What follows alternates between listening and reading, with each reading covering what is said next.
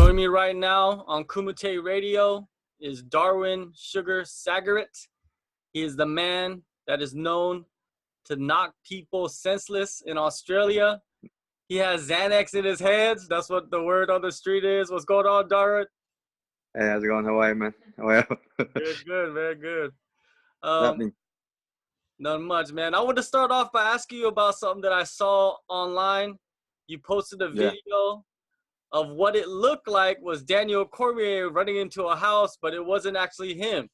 Could you explain what happened?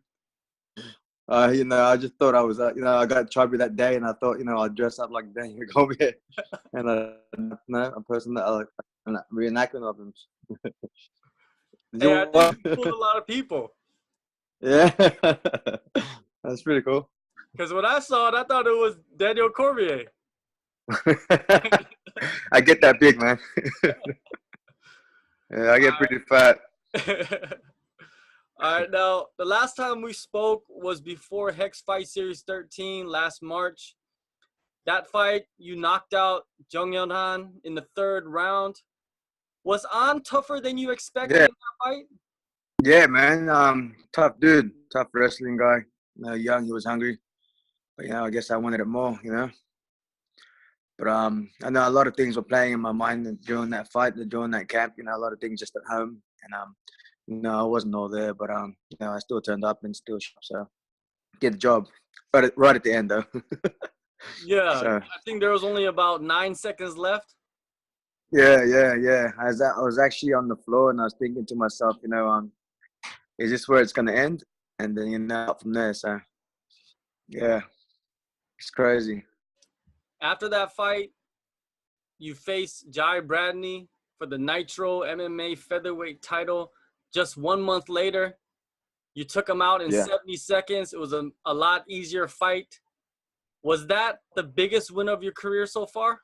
No, I don't know. I mean, I treat all my fights the same. I don't judge it on how the person is or anything like that. I just go out there and I do the job. You know what I mean?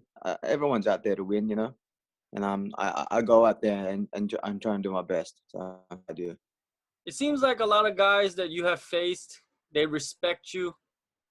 When you get to the higher levels, right, and people are talking trash, people are talking crazy to you, how would you handle that? Are you a guy to kind of talk back, or would you just keep calm like you are always?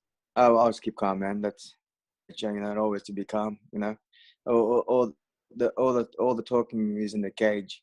All the fighting is in the cage. Nothing outside. So I think if you're gonna talk like that, you're pretty much a bitch. So just do it in the cage. You want to talk so much, then fight me in the cage. So I don't really talk much. I'm a quiet person, man. You hold 3 titles in 3 different promotions. Are you surprised that promotions outside of Australia are not pursuing you? Everybody wants to get to the high places. You know what I mean? I mean, that's what everyone's dream is, to do that. I've got patience and and just I just wait and be patient. When it's time for me, I guess it's time. That's all I can do. I'm still strong. I'm still I'm still knocking people out. So I guess I'm pretty strong still. Your next fight is at Hex Fight Series 16 on September 8th against Kapil Kumar. On social media, you called this fight a quick pit stop before the big show. Do you expect to go in there and take him out early? No, like I said, man, you know what? I've got a game plan, and I think that I keep it raw as well. And whatever happens, cage is what happens. I treat every opponent the same. I'm not going to judge them on who they are and what they do or their skills, anything like that. I'm not like that. So it all happens in the cage for me. I train is hard, and whatever happens in my fight, it happens in my fight. So basically, every fight that you take, it's a blank face to you. No, not really. Like, I've got a game plan. I judge it. I sort of judge it on the spot, sort of thing, of how they move and their movement and what their style they are, and then I quickly adjust to that. Or I don't know. That's just what I've done all the time. You know, I'm not a guy that always reads somebody or sits there and watches their videos, anything like that. No, I just, you know, a fight's a fight. You know, it all happens in there. You know, it just, whoever gets it first. After that fight, you actually have another fight lined up on September 29th, a couple weeks later, at Aftershock 30 versus Kairin Moses for the bantamweight title. How did that fight come along? I don't know really. Like I said, I don't plan any of my fights. You know what I mean? They just, you know, I come to training, I train hard every other day. I train hard, and they just say, "Look, down, you got to fight." I go, "Okay, good, it's great. Let's train a bit harder now." You know what I mean? I treat this as my job. You know, I work, I train, and then, you know, when there's a bonus, there's a fight for me. So that's what I do. You know what I mean? What do you think of Chiron Moses as an opponent? I haven't really looked at him, to be honest. I don't. I'm not quick to judge. You know what I mean? Everyone's tough out there. You know, everybody wants to get where they want to get. You know, everyone wants to fight hard. So we just fight hard when it comes to the stage. You know what I mean? Where do you see yourself after that fight? You know, you got 2 fights lined up. You win both of them. Are you just go back to the gym and it's back to normal for you, or do you expect something by the end of the year?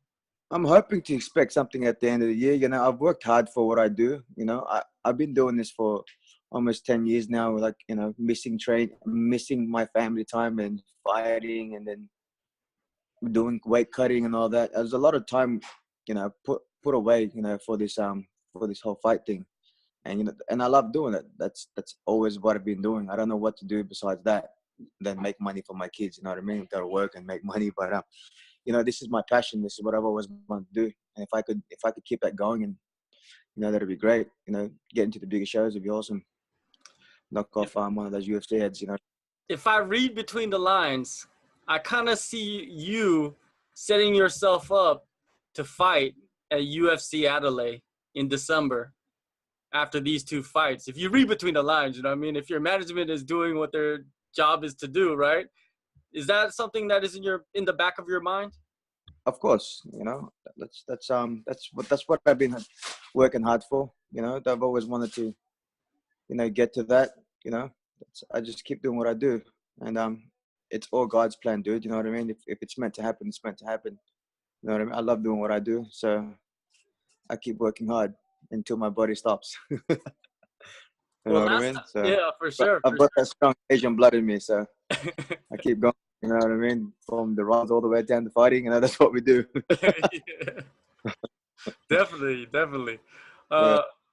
Well, last time we talked, you said you wanted to fight Wilson Hayes, but I didn't even know that, dude. You Oh, Wilson, right? Yeah. Oh, yeah. He's at 7, right? He's actually going to fight at UFC. Is he going? Is it for real? Yeah, he's fighting Ben Nguyen. Oh yeah, at 57. Yeah, that's a crazy weight, dude. I would love to get to that weight if it was possible for me. But you know, I'm a small person, but I'm big boned, so that's yeah. Yeah, you look pretty thick. Yeah, I'm a thick dude, man. So see what happens. Well, see, yeah, you never know. You never know. Someone might fall out, and you could slide right in and do your thing. I hope so, man. So, you know, that's the plan. That's the plan for my kids. You know, that's what I do. I just want to show my kids that I can get into the USA. So it's a big thing for me. All right, Darwin. Thanks for your time, man. If you want to catch Darwin fight, he's gonna be fighting twice in September 8th, Hex Fight Series 16, and September 29th, Aftershock 30. Good luck to you, Darwin, and you know what it is. Thanks, man. Thanks. Thank you very much, dude. Kumite Radio is brought to you by Supplement Warfare. Visit their website, supplementwarfare.com.au, for the best quality supplements on the planet. Use coupon code Kumite Radio at checkout to get 10% off of all orders. If you're trying to get sexy for the summer, if you're just trying to flex on fools, visit supplementwarfare.com.au for the best supplements in the world. Use coupon code Kumite Radio at checkout to get 10% off and support the podcast.